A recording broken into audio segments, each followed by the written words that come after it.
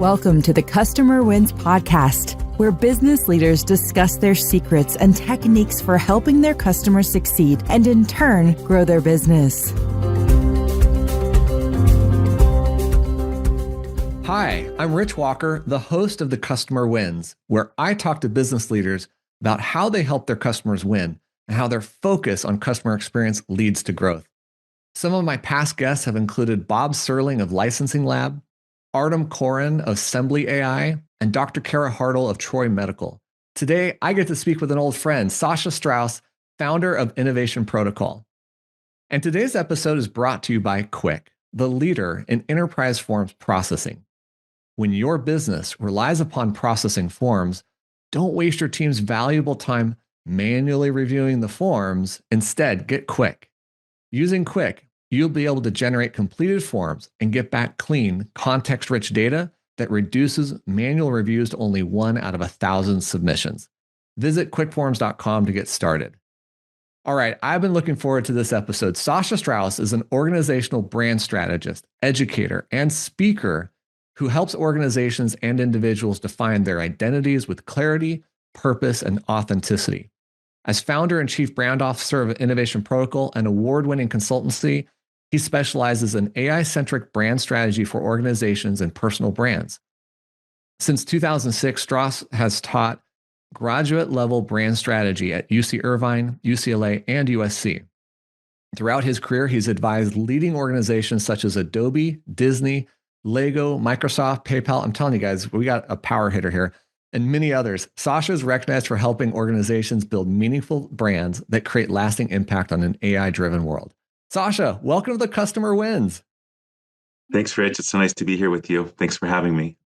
Yeah, like I said, I'm excited to talk to you. So for my audience who hasn't heard my podcast before, I love to talk to business leaders about what they're doing to help their customers win, how they built and deliver a great customer experience, and the challenges to growing their own company. So Sasha, let's understand your business a lot better. How does your company help people? All right. Well, as a brand strategy consulting firm, our customer are the executive teams for organizations, for nonprofits, for religions, for universities, for startups, for Fortune 500 organizations. The leadership team is our customer, and we help them know thyself, love thyself, and communicate thyself, both as individual personal brands and as organizations. So I got to tell you, you've had a huge impact on my view of business and brand. Because when I met you, I learned all sorts of things about brand. I was in such a learning mode at that moment, but also you codified it in a way that really helped me see brand clearly. And I don't want to butcher that, but my main thing is that it's a promise we're making. So I'd love for you to articulate kind of how you view what a brand is doing and what it's for. Well, thanks for remembering what you learned so long ago. Yeah, so a brand is a promise. It's an intentional, consistent way of seeing the world so that I, as your audience, can trust you. When we meet someone who shows up differently every time we experience them, we don't want to trust them. We're kind of spooked. And so what we try to help organizations do is pick an identity and forever communicate that online, offline, IRL, and otherwise. And it creates not only a reason to trust, but an ability for me as the buyer customer to refer to you, to tell others who you are and what to expect. And that creates long-term value, short-term transactions, and also helps you deflect competitors, because competitors are going to try novel things and speak up in the wrong channel, and you can't keep up with all of that. And the only way to protect your market is to own the story of you. Yeah. You know, that reminds me of like you're out at some social event and you meet somebody, you're like, hey, what do you do? Oh, I'm an accountant. How do you respond to that? Like, what does that mean? But if that person said, oh, my average customer saves $100,000 a year.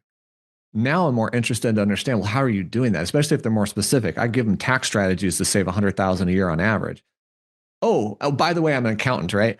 So I think part of what you just articulated is the brand helps us have identity that people can understand and really start to refer and see what you do better. Do you think the brand I mean, there's slogans, there's identity marks, that like all these things going together. Do you think that always tells the story, or does it just start the story?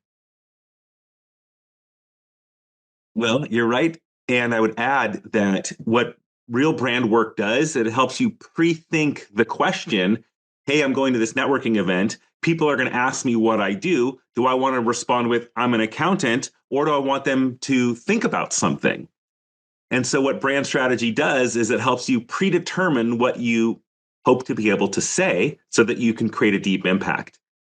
In the example that you gave, meeting an accountant, you're right. If someone just responds with like their tactical role, hard to engage. But if they pose a question in response, you ask me what I do, let me ask you a question. How do you strategically guide your finances to enable success, durability, growth? Then the person self-reflects a little bit and say, I don't know, I make it up on the fly. And that gives that accountant the chance to say, well, making it up on the fly works for 1% of people, but for the rest of us, we'd rather have a plan. I help people plan to get the most out of their capital. All right, well, there's emotional discourse there, and that creates much more stickiness and recall. Yeah. All right, I want to guide the conversation a little bit because a lot of my audience are financial advisors, fintechs, smaller companies. Yes, we have some big companies too that will definitely appreciate the style of Adobe and whatever. But how does a smaller company really differentiate, from that noise? Because brand's hard to build. It takes a long time to really put it out there. And if you don't have the marketing dollars of big companies, what are the small companies really doing this in this day? Great. There is a misperception that we need a big, loud, bodacious brand to create impact. And wow, that's unfortunately not true. What matters is that you have audiences. You have the employees you're trying to recruit, even if you're a mom and pop. Employee number 3 that you're trying to recruit, you need to give them something to believe in. If you are scaling and buying ads online, attending trade shows, you're going to be interacting with humans. Brand strategy is the pre-think about what you want them to hear and know about you. So this is not about capital expenditure. This is about deciding what you want the world to know about you so that you're intentional and that they can recall you. So the quick answer to what an organization of any size can do to strategically build their brand is to simply listen to their competitors. Like and subscribe, download their newsletters, listen to their podcasts, etc., and learn from what their best and worst practices are. And that will help you narrow down what you want to say, what makes you different. And that is one of the most tactical actions in brand strategy. I love that. I don't think I've ever thought about it from that standpoint. I love that. It's Yeah, especially if you're getting feedback from customers. It's a very fulfilling action, not to cut you off, but we often think like, oh, I want to build a brand. I got to go on a retreat and like have Post-it notes and okay, do that, but that's not going to get you where you need to go. Real brand strategy is a deductive process. You're sort of winnowing down to what you should say and do rather than imagining what you hope is possible. And that's probably my primary teaching in graduate school is don't go on a creative journey, go on an analytical one, and you will get to what your brand voice should be. Yeah. And I think a lot of us are hearing our customers and prospects complain about the competitor. So you have this other feedback loop to fuel from. Like if you just say the things, if you are the things, and not just say, but if you become the things your competitor's not, that also differentiates you and builds into the brand. All right, Sasha, there is a question that's been burning in my mind for years, and you are the ideal person to ask. And it's a two-part question. Okay, so the first part is there a difference in branding or strategy for branding between a B2B company versus a B2 consumer company? You're going to give me both questions at the same time? No, I want to hear this answer first. Okay, awesome. I love it. And I'm a B2B'er. I love businesses that sell to other businesses. It's intellectually exciting. It's hard to do. And honestly, most of the branding work going on in the world is for B2B. Mm. So we might think as day-to-day consumers buying ice cream at the grocery store that that's where all the branding is, but that's actually a very small piece. I didn't think about it that way. Okay. Yeah. And so to your question, is there a difference between B2B and B2C? In simple terms, we're talking to humans. So whether it's a buyer in a business or a buyer in a household, we need to know who those humans are and what they care and think about and communicate to them as authentically and consistently as possible. So fundamentally, same. But maybe the communication vehicles are different. Maybe the frequency of communication is different. That's really the only thing that separates B2B and B2C is the venue and the vehicle, not necessarily the formation of the brand answer. Yeah. Okay. So this helps inform part two, which is why I wanted to keep them separate. And that is, I'm first, I'm going to reveal to you what I've learned and experienced. That B2B branding is not just a slogan, and it's really kind of hard to articulate. So what I've learned about my own company is that it's actually my company culture. Because what we're doing is we're creating this emotional predisposition people have towards us when they hear about us from their friends and peers and they see us in the marketplace or whatever. And especially if they use our product to have some kind of experience. And look, we work really hard to make a great product, but it always comes back to they love working with us because of who we are and our culture. And they reflect the four cultural tenets that we have. We've done 3 different surveys with 3 different consulting firms, and it always comes back that way. Do you think that is a good result? Do you think brand and culture have a lot of, connectedness or even identicalness to it? Yeah, they're one and the same. And often when I engage a very like legacy institution, like I've rebranded top universities with great histories, religions. I can't just like walk in and be like, let's talk brand. They have this repulsion. But I can absolutely say, who do we want to be as a workforce? How do we want the humans that engage us to feel when they're with us? Yeah. Those are just code phrases for culture. So one and the same, but they're built the same way a brand is, which is through research, analysis, deductive conclusion. Who are the humans? What do they need? What do they hope we say? How do we differentiate what we say from our competition? And so I think that culture is a better way to say brand than brand, because brand, people often say, is a logo or a tagline, where those are signals, but those aren't the answer. The answer is how do we show up as an organization? And the code word for that is, what is our culture? It is. I mean, I have this joke. If you want to stop swearing inside your house, out in the public, you have to stop swearing inside your house first. Oh, I gotta do that. Shoot. Like everything comes out. And so if we don't treat our people the way that we would want to treat our customers, how can I expect my people to treat the customers that way? Yes. I was teaching last night with my graduate students, and I was walking through a project, an end-to-end project. That's kind of how I teach, is I take real work I'm doing in the field and I use it in my coursework. And I showed them that this organization was going through bankruptcy, that went through a rebrand, spent about $250,000 figuring out who they are and why they matter to the world. And then we helped them understand that they needed to spend another $250,000 to implement it with their workforce through activities and engagement, et cetera. And it was interesting. The client was very resistant to that notion. Like, can't we just like put up a flag and show up at the trade show booth? And we're like, no, because it's going to come down to your workforce when they answer the phone or talk at the trade show booth. If they don't know who we are and why we matter, the deal is done. There is no deal to be had. And so I like your example here. How we speak outside has to reflect what we speak inside. And that's where the big premise is. There's no purpose in doing a rebrand if you're not going to teach your coworkers how to use it. Yeah. Yeah. So imagine, hi, I was told to tell you that you can trust us. Yeah. Honestly, that really happened. We were hired by a financial services company that had their own call center. Okay, like onshore own call center. So we go to the call center as part of our research, et cetera, and we're sitting with the call center technicians, and taped to their cubicle is like the things we say. And so, in between calls, we're like, hey, why do you say those things? And they're like, because we're told to say those things. And we're like, no, why were those words chosen? And they're like, I don't know. I just work here. Well, all right. So when they're on the phone, chatting or otherwise, responding to customer questions, and they're just reading rote phrases. There's no authenticity, there's no passion, there's no belief. It's utilitarian, transactional. And so there is no transference. There's no like, I like what I'm doing. I like who you are. I want to help you. There is, I'm just trying to close this call.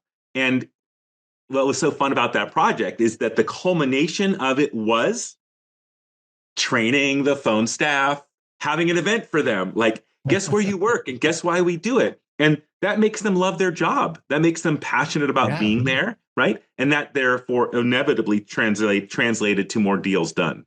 Yeah, man. And I think when you can put things in terms of how it hits your customer, their experience. Look, here at Quick, we have 45,000 forms in our library now. We are building and publishing around 2,000 forms a month. That means any of those changes can affect somebody's ability to transfer money, open an account, get a contract for life insurance, whatever. And so our team actually looks at it as this field is so important to make sure that transaction works. And they build it with high care and quality because they understand if it was their money and their form being filled out. So I think when you can kind of put this into that whole perspective, it helps that culture work with your brand. Okay, look, I think this is a perfect segue into the problems with AI. Because look, the number one thing I'm hearing across the industry is, can I trust AI? It's a trust equation more and more. And what is AI doing? It's regurgitating. It's doing what you told it to do. It's affirming. It's just giving you like, hey, you're awesome. This is brilliant. What is your role now with AI, and how are you guys navigating with brand this AI landscape that's changing so much? Listen, we're treating the bot like talent, which is you got to train the bot. So if your employees are using AI to get work done, I approve, but it can't just be an out of the box widget. They can't just pick which AI tool they want to use. They have to use the tool that has been hyper trained on who we are as an organization, how we say things, what our lines in the sand are. And that's really what we focus on is what do we want the LLM.txt file to be? And how do we ensure that it is responding in a way that is not hallucinating? And that's really what the goal is. Can we go about our audience research? Can we go about our competitive analysis? Can we go about our talent analysis and bring together this culminating document, for lack of a better term, that can master train the LLM so that whenever it is answering our employees' questions, it is on brand, it's authentic, it's trustworthy. And that's the real goal now, is to create those master training modules so that these bots used by talent are, as I said, sharp, purposeful, on brand, and trustworthy, that you can trust what is spit out. You don't have to like send it back through the meat grinder before you use it. That doesn't sound easy though. Well, I know that's the funny thing about AI is we've tricked ourselves to believe AI equals easy. And we tell our customers all the time, we think you should be using AI, but don't believe that it's going to make things easier. Yeah. There's just a new kind of work required.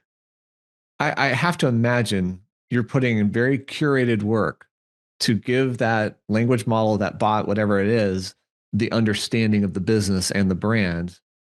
But that takes work. And I've met so many people who aren't willing to do the interview process to tell it what everything about your business and the landscape, et cetera. So is that part of what you guys help them do? Yeah, that's exactly what we help them do. We first of all, we train their workforce that the bot itself is dumb. Yeah.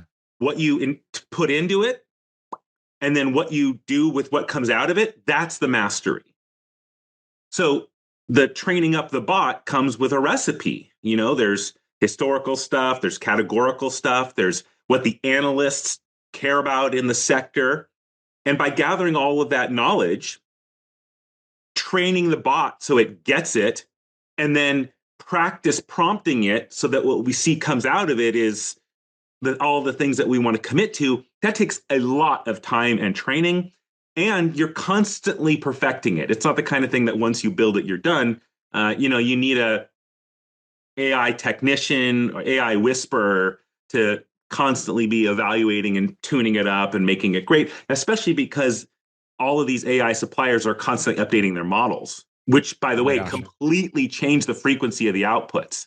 It's Yeah. not like 1% better. It behaves totally differently. And so that's been a part of this journey too, is to make sure that they understand that once you set the ship a sail, that it's not, all sails up and go.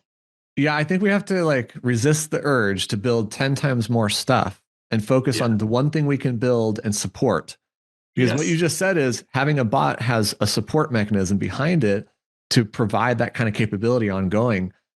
Okay, I'm curious, just from your perspective, working with customers and seeing the market. And I'm sure. Well, in fact, I've heard you talk about like when Starbucks changed their logo, what it meant. What are you seeing happen with AI? Is it eroding trust? Is it eroding brand value out there? Um, well, I'm an optimist and I love AI. So here my bias goes. What I'm seeing is that the businesses that are taking it seriously, for example, are building out sections of their website that particularly align with how AI asks questions. Mm-hmm. Simple example is that AI likes when frequently asked questions, literally, are readable, deep, and are held on their own pages. Not just like a long running list, but like Yeah. these are the kind of questions. And so I'm loving that because what it's forcing my clients to do is back up a little bit and say, what are our customers baffled by? What do they deserve an answer to? And so then they have to go back to the drawing board and figure out like, oh my gosh, these are the questions our sales team gets. These are the questions that our talent team gets, et cetera, and build out this 10,000 word plus subsection of their website, which is not for humans necessarily to delve into, but for the bot to query and respond with. And I love that because it's really forcing the who are our customers and what are they asking question. And that's what Mm-hmm. I've always tried to get my clients to think about. But, as far as they're concerned, it was a sales script for a phone call center, or for an executive presentation, not a 10,000 word dialogue that could go on for hours. And so I love it. I think that it's one of the most exciting things that's ever happened to my career is we finally are forced to have the patience and dialogue that the world deserves because people are not Googling anymore. Google Yeah. search results are way down because everyone's asking AI first, and AI wants to give you the most informed answer. Whose job is it to inform it? You, you, the business. And that's what we're helping our clients do. Yeah, I'm there with you, man. I am because Google is amazing, especially if you go back to year 2000, 2005 and what it was enabling us to do, find information, but to answer questions. And really that's I think a fundamental thing that we're always doing, answering questions, and then to turn all your content into question answer prose so that the AI can read it, understand it, and help you find it, et cetera. I think it's the next level of where we're going. It is hard though, right? It is causing us to rethink and redo and re-spend our money in these ways too. Yeah. Um, I'm also curious though because AI has given a lot of people, myself included, the ability to have brainstorming sessions 24/7, and honestly to talk about branding or other things. Do you see any kind of competitiveness out there with AI in what you do? Oh, you mean like AI chomping at my business, Yeah, chomping at my yeah. um uh no, that's not me being like territorial. Um All right, I'll give you some examples. So for my venture backed or PE backed clients, they're the CEOs are just brilliant. Like I don't deserve to be in the same class as these people. And what are they doing from midnight to 3 a.m.? They're vibe coding. Yeah. Okay. Right. So it's kind of funny because I'm like in executive meetings with them at 11 a.m. on a Tuesday, and you can just tell they're haggard, just totally broken because they're trying to do all this work themselves. And after, 7 days of this, their spouse is like, this isn't working. Yeah. And so that's the magical answer to your question is, whether it's evaluating an X-ray or, building a web module. Yeah, I guess executives could do it themselves, but what they're putting into the bot and what they're taking out is not expertly informed. And so I'm watching these leaders try it themselves, spin, spin, spin, stay up all night. And so they're coming back. That's what's Yeah. kind of cool is they're coming back and saying, you know what? I need experts to evaluate my X-ray. I need experts to help me build out this module. So I know what features and functions I want, but who it is and why it matters to the world, I'm seeking counsel on. That's what they say. No, look, I'm glad you're saying it this way because I'm seeing this cycle. I'm feeling this cycle. AI has given me 20 hours back, but I mean added 20 hours to my schedule, not freed it up. It's incredible what you start to take on because AI. Yeah. And here's my other thing, like the customer wins, the title of this podcast. I came up with that. I used AI to help me brainstorm ideas, but I came up with the name myself. And same thing with other products or other things that we've worked on. What I find is it's really good to spark ideas, but the human idea is still the winner. Categorically, across the board, I've always seen the human idea win. And AI is just an accelerator. Maybe it removes some of the entry-level steps that we'd go through, the rote work we might go through. Yeah. So I imagine you're doing some of that with your clients too, eliminating some of the basic hard work that gets you going faster to the result you're after. Let me give you a simple example. I myself, as a professional speaker, speaking at conferences all the time, I really want my content that I'm speaking on and the bio that is submitted to all of the attendees, I really want it to be niche. I want it to be for them. And classically, I spent months organically trying to gather up insights about a category. And that's fine, but it got to be cost prohibitive. Mm-hmm. And so as an example, I spoke at a really niche conference last week. So fun to do. I love the more niche, the happier I am. And I was able to download white papers, podcast transcripts, etc., and then rewrite my bio using a trained LLM to make my bio contextually relevant to the people in the room. Nice. I know. It's like, that's awesome. I know. They felt it. I felt it when when the MC was introducing me. I was like, I would have never thought about it that way, but that totally makes sense. And then to the content, to the actual speech that I delivered, which was authentically me, etc., many people came up to me afterwards and said, I really like how you used like nuanced details of how our industry works to explain these brand fundamentals. Which I was like, oh, that's all I want. I just want you to win. And I want to help you understand these practices as it relates to your work every day. I'm just saying I can do that 40 or 50 times a year now for all of these conferences and summits because I have trained a bot on all my speeches, all my vocabulary, and then I just push in the industry, the niche industry's content, and then out comes like, hey, Sasha, think about these things in your speech, which, I don't know, makes me feel more devoted to the audience rather than just kind of like inconsequential, here's the standard slides. It's, this is for you, me aligning with who you are. And that's what they want. They want to feel seen. And now I can maximally see them thanks to AI. Okay, I'm going to bring up something that we were talking about offline because it's so awesome. And it really fits into this because AI is creating, look, everybody has the same AI. Everybody can produce this kind of stuff. But you have found a way in your presentations to be ultra unique that is 100% Sasha Strauss. Nobody can steal from you. Can you, look, this is on video, so most of my audience is going to watch this. Can you show one of your slides that you were showing me, like how you present and explain what you're doing? And this is going to be awkward. I'm going to have to go off screen here for a little bit. I'm going to go over to my speech writing wall. Excuse me. So while Sasha's doing this, he was telling me that he had a presentation that he'd been given and somebody was just taking it, using it verbatim. And he's like, how do I stop that from happening? So he found a way to do this, which is really cool. And he'll explain this in a second when he comes back to show it. Was that awkward? Sorry. No, I filled the space. I told everybody what's going on, but I didn't tell them what you did yet. You're going to reveal this. All right. So, a handful of years ago, I was trying to really revolutionize how my keynotes unfolded. Just for context, when I'm on stage at a conference, they have these huge screens behind me. Okay. And so I'm standing in front of the huge screens, you know, like doing my thing, holding the microphone, et cetera. And so, you know, a quote standard PowerPoint, et cetera, can only be so engaging. So I decided that I was going to start drawing my content instead. And I'll tell you on the record, when I first started doing this, the drawings were terrible.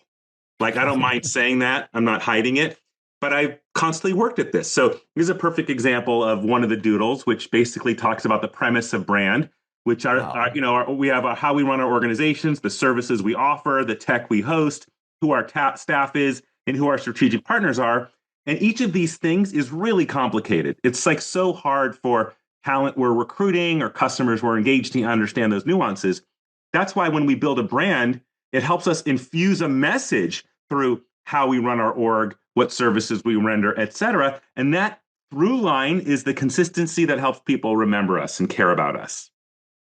Anyway, that's an example. Yeah, it's been really magical and fun for me. And I help people figure out how to go from like products and solutions to like reposition their business into like a leadership partner vendor. And all that to say that this has really changed who I am on stage, and more particularly help people realize that there's no AI in what my speech is. Other than helping me do my analysis, the actual content is coming from my soul, which has been extremely important to me for lots of reasons. So I don't know if you're going to get there, but part of my passion for this is that I'm drawing these things. I'm like sitting at the table with my kids and doing my thing and deeply thinking about the speech. And it helps me emotionally prepare for the speech, by the way, because when I spend an hour and a half doing a doodle, it is from my soul, it is in my being, etc. So the reason why I'm being so verbose about this is that a art marker company, a company that makes markers for professional artists, they're like the Ferrari of markers, honestly, has has made a marker set, like, I don't know if this is in focus, but it says the Sasha Strauss speech doodle set to help other people make their own doodles for their own speeches. Oh my gosh, that is amazing. That is so amazing. It's been amazing and so meaningful to me to be able to create that journey. Yeah. Oh, no, I'm really glad you're willing to share that because, and I know you share it publicly when you do all your presentations and such, but it's such a unique thing. And yeah, I suck at drawing. I come from a family of artists, by the way, and I'm the black sheep of artists. Like, I suck at it. And yet, if you practice and try, you get better and better, like you've done. If you're only listening to this and you didn't see the images, they're brilliant. They're beautiful. They're really, really nice and authentic, obviously. It doesn't look like a PowerPoint slide anymore. So thank you for sharing that. Look, I hate it when I have to wrap up my shows when I'm having fun. Are we already out of time? Oh my gosh. Wow, we're getting there. Before I get to my very last question, Sasha, what is the best way for people to find and connect with you? I'm bummed that we're wrapping up. I just say that for the record. All right. Well, I'm findable. My name, Sasha Strauss, is unique in the world for whatever reason. And so if you seek me out on LinkedIn, that's where I talk business. If you seek me out on YouTube, I post videos and reels almost every week, short clips. And then same with Instagram. I think for Instagram, it's at Professor Sasha Strauss, but a simple Google search will help you find me, especially on LinkedIn. Just putting in my name into LinkedIn and you'll find me. I'm happy to be in touch. I'm constantly Zooming with mom and pops and all kinds of international businesses. So drop me a note and we'll set up a Zoom. Man, we didn't even get to talk about you being a professor and what that experience must be like. Oh my gosh. We're going to have to do an episode 2, right? Please. Yeah, being a professor has been a gift amongst gifts. It's really, I learn more from my students than they learn from me. There's no question. So look, I get to ask my favorite question at the end of the show, which I think is actually a gift to all of us when my guests answer it. And the question is, who has had the biggest impact on your leadership style and how you approach your role today? Ooh, okay. Wow. So many magical souls come to mind.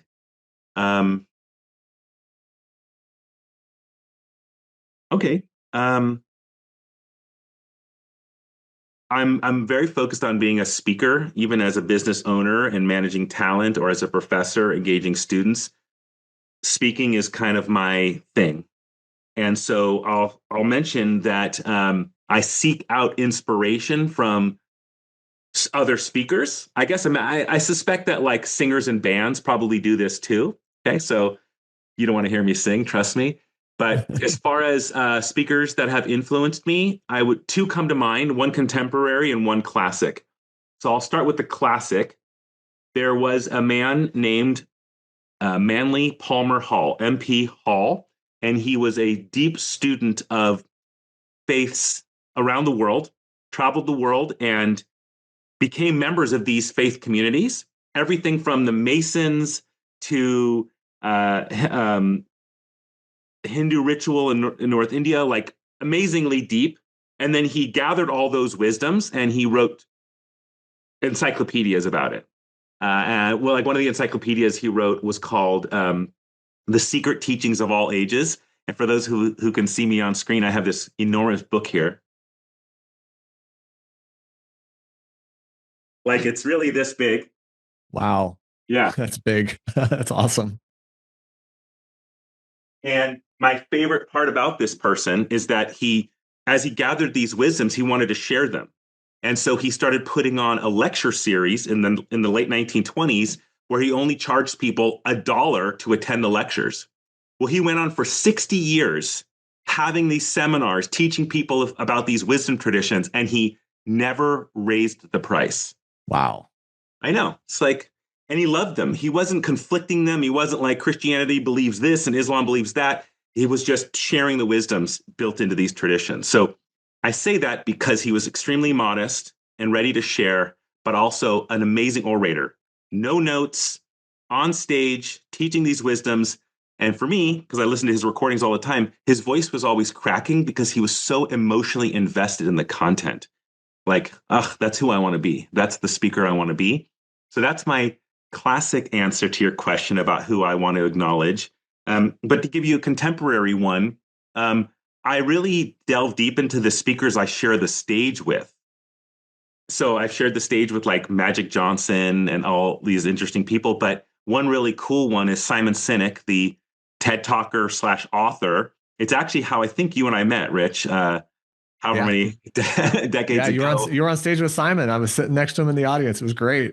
Yeah. So that was really cool because over the last 2 decades or so, he and I have ended up sharing stages.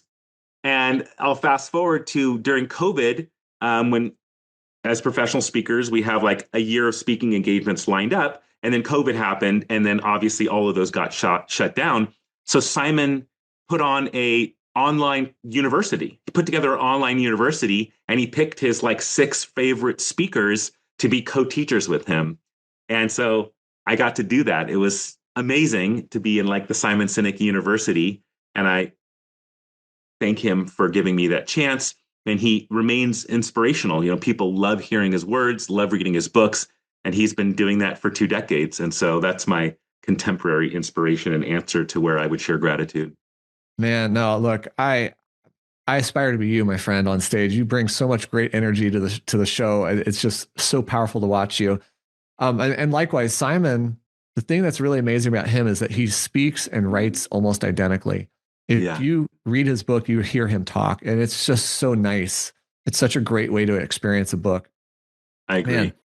All right, like I said, I hate to wrap this up, but duty calls. I've got to do that. So I want to give a huge thank you to Sasha Strauss, founder and chief brand officer of Innovation Protocol, for being on this episode of The Customer Wins.